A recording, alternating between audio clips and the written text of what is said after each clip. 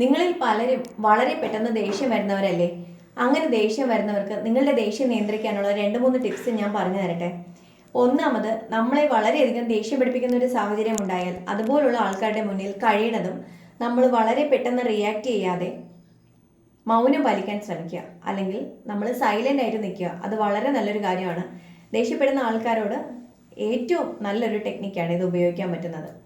രണ്ടാമത്, ആരാണ് നമ്മുടെ മുമ്പിൽ നമ്മളെ ദേഷ്യം പഠിപ്പിക്കുന്ന ആൾക്കാർ, അല്ലെങ്കിൽ അങ്ങനെയുള്ള ആൾക്കാരെ, അങ്ങനെയുള്ള സിറ്റുവേഷൻസ് നമ്മൾ കഴിയുന്നതും ഒഴിവാക്കുക. മൂന്നാമത്, ആരെന്ത് ചെയ്താലും ഞാൻ വിചാരിക്കാതെ, എൻ്റെ സമ്മതമില്ലാതെ എന്നെ ദേഷ്യം പഠിപ്പിക്കാൻ പറ്റില്ല എന്ന് നമ്മുടെ മനസ്സിനെ പറഞ്ഞു പഠിപ്പിക്കുക. നാലാമത്തെ പോയിന്റ്, കുഞ്ഞുങ്ങളോടാണ് ദേഷ്യപ്പെടുന്നതെങ്കിൽ വായിൽ തോന്നിയതൊക്കെ വിളിച്ച് പറയുമ്പോൾ ആ കുഞ്ഞിൻ്റെ സ്ഥാനത്ത് നിങ്ങളാണെങ്കിൽ ഒന്ന് ചിന്തിച്ചു നോക്കുക. അപ്പോൾ നമ്മുടെ ദേഷ്യം താനെ തടുക്കും.